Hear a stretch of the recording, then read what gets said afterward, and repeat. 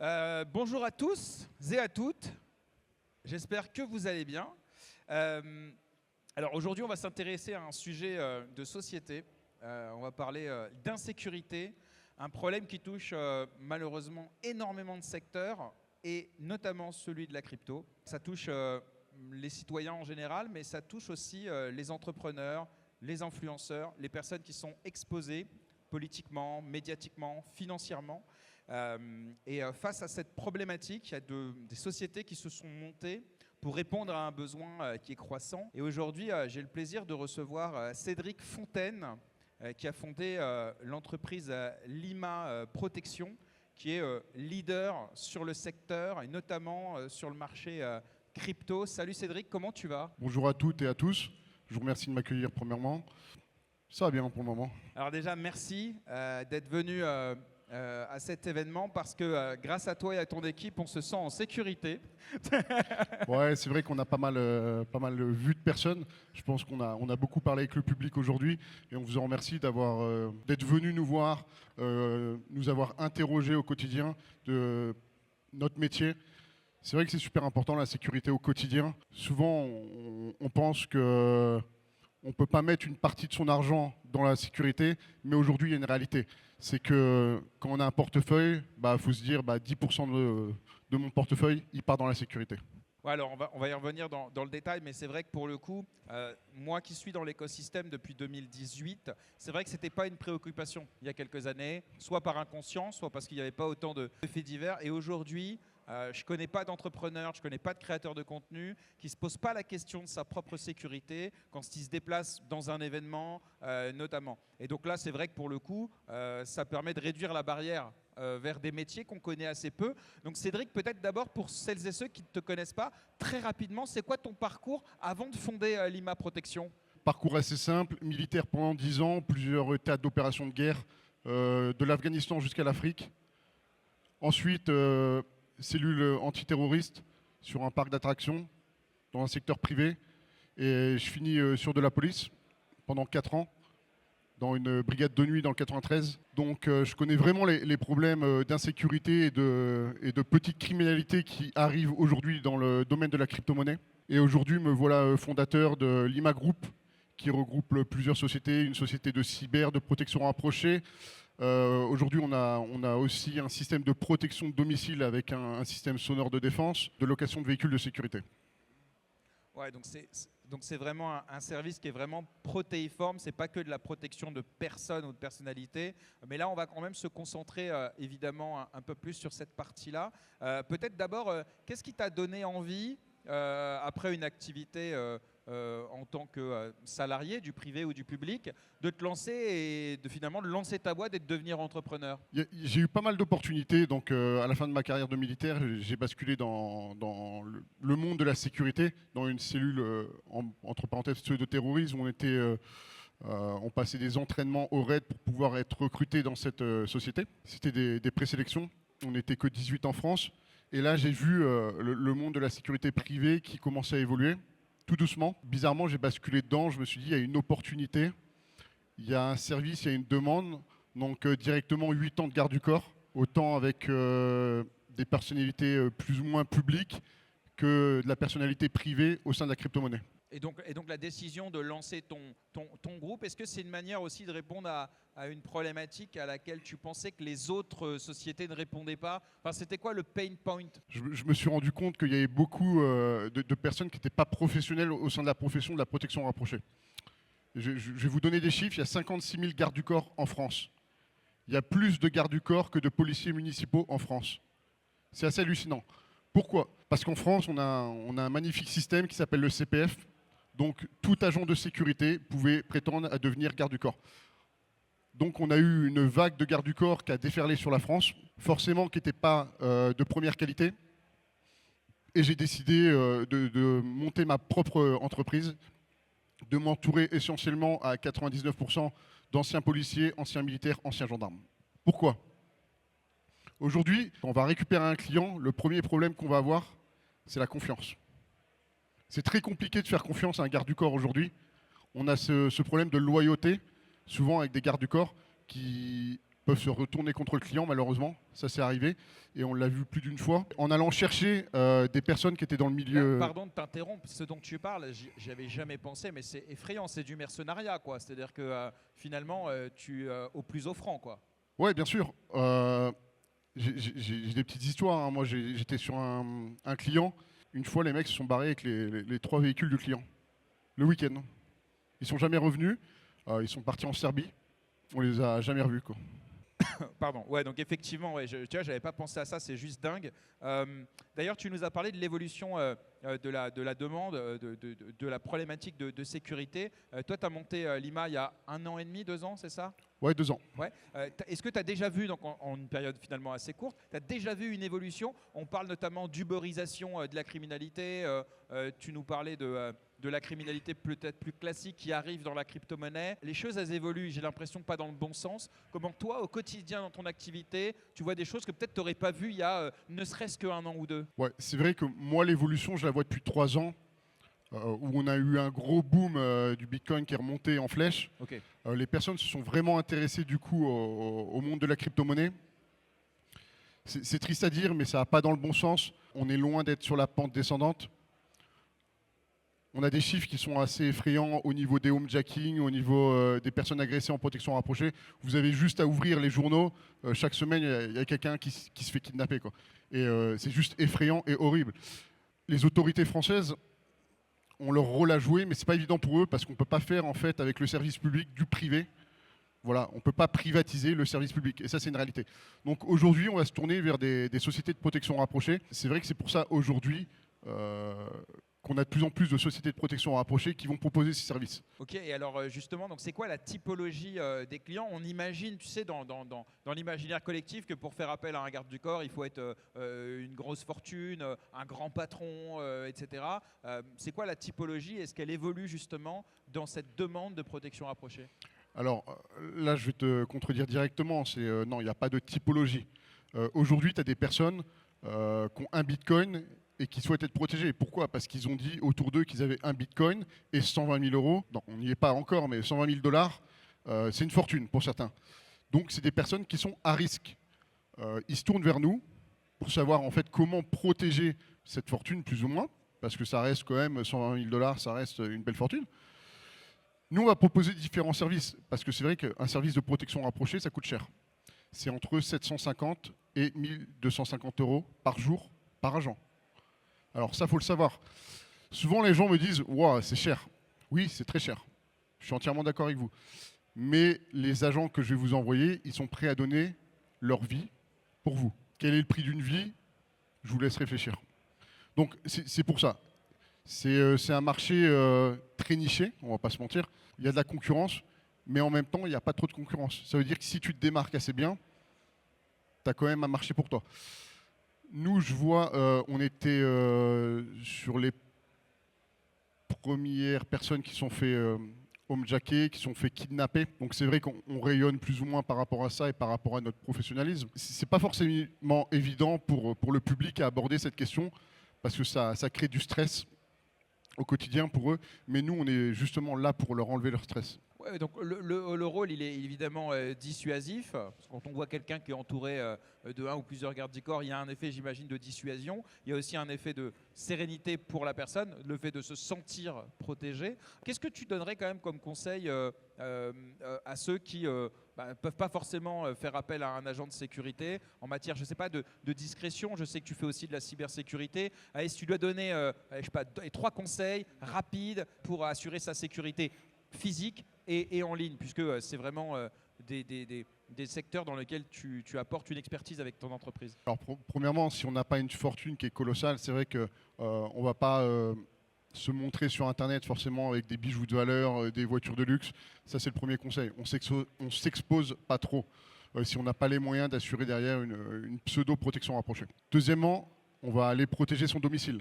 Ça, c'est le plus important, parce que forcément, on a aussi des proches qui sont là et qui peuvent être des victimes collatérales de ces accidents. Et on le voit régulièrement. C'est rarement les influenceurs qui sont kidnappés, mais c'est bien souvent la famille, je dirais le premier cercle. Les parents, les frères, les sœurs ou les enfants. On le voit dans certaines vidéos ou encore dernièrement dans la camionnette où ils voulaient l'enlever. Et le troisième conseil, donc protection de domicile. Comment est-ce qu'on protège le domicile? Assez simple, hein. On va pouvoir, par exemple, nous, on a créé et on a développé un système sonore de défense qui va créer une onde de choc de 138 décibels qui va permettre de mettre en fuite les individus. L'individu ne pourra pas rentrer chez vous. Donc ça, c'est super important. Protéger son domicile au quotidien, je pense que c'est une priorité. Le troisième petit conseil, c'est faire un petit call avec nous, voir comment est-ce qu'on peut mettre peut-être une conciergerie en place, une astreinte.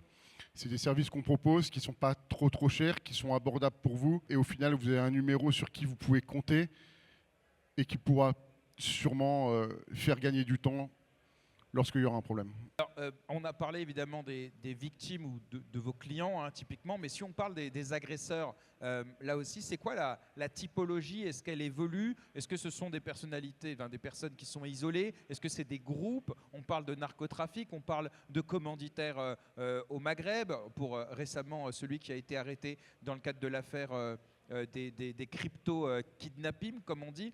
Qu'est-ce que tu peux nous dire justement sur ça? Est-ce que tu as des informations là-dessus? Ouais, comme nous tous, hein, on va pas se mentir, hein, les commanditaires se font jamais attraper. Et s'ils se font attraper, c'est juste un hydre, hein. La tête repousse directement. Et elle repousse en version 2 fois plus, 3 fois plus, 4 fois plus. C'est très facile. À l'époque, on montait un braquage pour aller au McDo pour aller tirer 4 000 euros. Aujourd'hui, le mec qui se foire, il prend 10 000 euros avec un mec de la crypto. C'est assez simple. Là, je vois le dernier épisode. Ils sont quand même. Le commanditaire était sur Bordeaux. Ils sont quand même allés en Île-de-France, recruter en Île-de-France des petits jeunes de 16 ans. C'est là que je me dis que ça devient du n'importe quoi et ça fait que se dégrader. À 16 ans, ils arrivent avec des armes, ils savent pas ce qu'ils font. Un coup de feu est vite parti, quoi. Et c'est des vies qui sont brisées. Donc aujourd'hui, on est, comme on le dit souvent, la France, ça devient le Mexique. Et ça, c'est une réalité. Triste réalité, d'ailleurs. C'est fort ce que tu dis quand tu parles de mexicanisation. Alors je ne vais pas faire le naïf, hein, puisqu'évidemment, c'est des sujets qu'on couvre souvent. Mais venant de toi, qui est un ancien des forces de l'ordre, privé, public, j'imagine que tu pèses tes mots et quand tu parles de mexicanisation, tu dis pas ça comme ça, tu vois. La mexicanisation, c'est ce qui se passe dans les pays d'Amérique latine, dans lequel on a effectivement des agressions, des armes, du kidnapping, des bandes organisées, du narcotrafic. Et effectivement, il suffit de regarder l'actualité pour voir qu'on n'est pas très loin. Mais venant de toi, ce terme-là, il a un peu plus de force que lorsque c'est, pas moi, un politicien ou un journaliste. C'est pour ça que je rebondis dessus, c'est un mot fort. Ouais, bien sûr, et je pèse mes mots encore, hein. Et il ne faut pas oublier que dedans aussi, après tous les adjectifs que tu as utilisés, tu as oublié le terme intimidation. Et aujourd'hui, il y a de plus en plus de personnes qui sont intimidées par ces gangs-là, parce que ça reste des gangs qui opèrent, et que ça touche la justice également. On a pu le voir au niveau des greffiers et des greffières qui sont intimidés régulièrement. Là, je me dis qu'il y a un sérieux problème. Sérieux problème, premièrement, parce que la justice, pour moi, n'est pas assez sévère. Il faudrait enfermer ces personnes pour de longues années et montrer qu'on est ferme. On ne peut pas se permettre, en fait, de relâcher ces personnes-là au bout de 3 jours, 4 jours. Ça les incite à recommencer. C'est juste horrible. Alors, tu parles d'intimidation, on peut même aller jusqu'à la corruption. On a entendu des affaires, notamment à Marseille, mais certainement ailleurs, évidemment, bien sûr, où tu as effectivement des magistrats ou des auxiliaires de justice qui ont accepté effectivement d'être corrompus après ou avant avoir été intimidés. Dans le milieu carcéral aussi, on a malheureusement des agents de surveillance, agents pénitentiaires, c'est comme on appelle ça, qui sont intimidés et ou corrompus. Ouais, c'est une triste réalité, effectivement. Alors, tu nous parlais de la justice, laxisme judiciaire. Il y a sans doute une idéologie, il y a sans doute aussi peut-être une surpopulation carcérale qui fait qu'on ne fait pas ce qu'on veut. Si on prend l'exemple le plus extrême, celui de Bukele, tu as sans doute entendu parler, bien sûr, ces prisons où ils ont enfermé 80 000 personnes pour en protéger des millions. Toi, par exemple, alors je ne te demande pas de faire de la politique, mais est-ce que quand tu vois ça, tu te dis que c'est un modèle qui est souhaitable en France, ou tu penses quand même que ça va un peu trop loin? Bukele, il a réussi son pari, hein. Aujourd'hui, il y a moins de morts au Salvador qu'on part en France. Et ça, c'est une réalité. Donc, certains ont beau critiquer. Aujourd'hui, le pari est réussi pour lui. Moi, je vis à Dubaï. Et c'est vrai que le modèle de Dubaï me plaît bien. Je ne suis pas là pour parler de politique, mais c'est vrai que quand on a des règles qui sont fortes et une justice qui est forte, bah, ça se passe bien directement, quoi. Ça incite pas les personnes à aller sur de la criminalité. À Dubaï, dernier petit exemple, une bagarre dans un bar, 3 ans de prison ferme. Et 3 ans de prison ferme dans le désert, quoi. C'est pas 3 ans de prison ferme à jouer à la PlayStation à Fleury-Mérogis. Alors évidemment, ça pose une véritable question de la dissuasion. On a aboli la peine de mort en disant ça sert à rien, de toute façon ça fait pas peur aux gens. On a réduit un certain nombre de peines avec une politique anti-prison en disant le but c'est la réinsertion, la répression finalement ça dissuade pas. Toi tu nous dis et tu penses, et de par ton expérience, que des peines fortes, fermes, appliquées, voire strictes et très dures, au contraire tu penses que ça peut en décourager certains? Bien sûr, c'est évident. Le premier qui va prendre 15 ans parce qu'il s'est attaqué à une personne de la crypto-monnaie, directement, ça fait passer un message dans l'écosphère. Et ça, c'est juste, c'est garanti. Les personnes sont sensibles à ça. Quand ils regardent les peines que prennent leurs collègues, je dis, leurs amis, peu importe, ils rigolent, ils se disent, ok, ça vaut le coup. Si je peux prendre 2 ou 3 millions d'euros en 15 jours, le pari, il est réussi pour eux. Il est vraiment réussi, vu on aura vraiment du mal à récupérer cet argent. Ouais, bah écoute, Cédric Fontaine, ministre de l'Intérieur, hein. Alors, parlons de l'évolution. Non, il a déjà assez à faire avec l'IMA Protection. Parlons de l'évolution des risques, notamment l'IA, les drones. C'est ça les risques, hein, notamment un peu de nouvelles technologies. Est-ce que vous, chez l'IMA Protection, c'est des risques que vous commencez ou vous avez déjà assuré des process pour lutter contre ça? Non, les drones, c'est très complexe. C'est l'État qui gère ça. On n'est pas spécialisé là-dedans. On laisse ça aux forces étatiques qui le font plus ou moins bien parce que c'est très compliqué à gérer. On le voit sur des conflits de guerre aujourd'hui que les drones, voilà, on s'adapte et c'est à la journée près qu'on est capable en fait de les contrer. Aujourd'hui, nous, on est une société de protection rapprochée. On n'est pas agrémenté et assermenté pour aller contre de la menace de drone ou contre de la menace par rapport à l'IA. Par exemple, dans la cybersécurité sur laquelle vous travaillez, pour l'instant, voilà, l'IA, ça va. C'est pas un risque direct pour vous. Non, Ok. ça reste correct. On a des analystes et des enquêteurs qui gèrent très bien cette partie. Ok, alors tout à l'heure, tu nous as donné un ordre de prix entre 750 et 1002, 1003 à la journée. Grosso modo, c'est quoi les différences entre une prestation à 750 et une prestation à 1005? Donc ça, c'est par agent et par jour. Ouais, Ouais. on va être plus entre 750 et 1250 euros Ouais. au jour. Pourquoi ça dépend? Ça dépend aussi de la mission et du risque. Si demain vous me dites faut aller transporter de l'or, la mission va être beaucoup plus risquée pour mes agents et forcément je vais augmenter le prix. Si on est sur une mission de protection rapprochée basique où on va aller à un séminaire, on va être sur un prix bas. Mais ça dépend aussi de la durée de la mission. Plus on va partir sur une durée qui est longue, plus on va baisser le prix, et ce qui est logique. Vous avez des missions long terme, genre un gars, pardon, un client qui vous prend genre à l'année, genre H24, ça existe ça ou? Ouais, on en a plusieurs et justement des clients qui sont de la crypto-monnaie aujourd'hui, qui ont fait appel à nous il y a 2 ans et qui peuvent plus se passer de nous aujourd'hui parce qu'on leur enlève un stress au quotidien. Ils vivent en France, ils se sentent pas en sécurité. Donc au final, on fait un travail de garde du corps, mais on va bien au-delà de notre travail de garde du corps. Ça veut dire qu'on s'occupe également des enfants, on va les chercher à l'école, on va s'occuper de madame sur son shopping. On est vraiment en fait multitâche.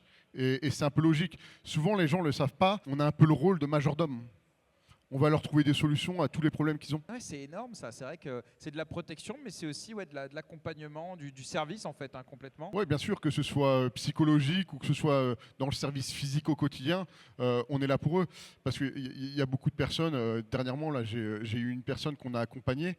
La stratégie des agresseurs était très intéressante. C'est la première fois que j'ai eu affaire à ça. La fille était rentrée dans la vie de l'influenceur crypto depuis 3 ans. Et c'est un travail de longue haleine où elle a fait rentrer toute sa communauté au sein de la bulle de son mari. Donc, que c'était les avocats, que c'était le masseur, ça allait très loin. Et toute la communauté avait une emprise sur lui. Ils appliquaient des tarifs complètement démentiels sur lui. Et comme ça, en fait, ils le lapidaient de sa fortune tout doucement. Mais c'était un process qui était tout nouveau pour moi. Mais ça, qui te mandate à ce moment-là? Le client ou son entourage qui se dit là, il est en train de se faire avoir? Là, pour le coup, c'était le client en fait qui avait senti en fait que ça tournait pas rond. Et c'est lui en fait qui nous avait mandaté. Donc on a fait une enquête forcément pour voir en fait si ces dires étaient réels ou pas. Et en effet, ouais, il y avait des traces qui montraient qu'il y avait une emprise sur lui qui était réelle, qui était présente. Et lorsqu'on a fait la découverte, après c'était de l'attaque de son domicile qui sont venus. Manque de bol, on était présents. Ils se sont aperçus de ça, ils se sont enfuis, quoi. Et alors, justement, j'aurais envie de te poser mille questions sur des anecdotes, des choses qui te sont arrivées. Est-ce que vous avez déjà été au contact? Est-ce qu'il y a déjà eu du combat, de l'arme à feu? Est-ce que ça va jusque-là? Ou est-ce que ça va, le fait que vous soyez là suffit en général à faire déguerpir les agresseurs? Non, ça a déjà été jusqu'à l'arme à feu. Moi, j'ai une petite anecdote. J'étais en protection rapprochée sur une cliente des Émirats Arabes Unis. C'était à Prague. Et on a eu une tuerie de masse sur Prague. Elle était dans un magasin et moi j'entends en fait des coups de feu dans la rue, des personnes qui tombent et du coup il y avait un tireur isolé qui tirait sur la foule. Du coup il y avait eu, je crois, il me semble de mémoire vu que j'ai plus les chiffres en tête, 18 morts et une trentaine de blessés. Donc nous ce qu'on a fait c'est qu'on a été chercher la cliente à l'intérieur du shop et on l'a évacuée. Donc sur le coup en fait elle voulait me dégager parce qu'elle était en train de choisir son sac et ça l'a un peu énervée. Quand je l'ai tiré un peu par le bras et que je lui ai expliqué que maintenant je reprenais l'autorité et que c'est plus elle qui avait l'autorité. Parce que ça, il ne faut pas l'oublier, c'est que quand on est en protection rapprochée, ok, on est sous les ordres du client, mais il ne faut pas oublier, si ça met en danger ma vie et si ça met en danger sa vie, c'est moi qui reprends l'autorité. Et du coup, c'est ce qui s'est passé.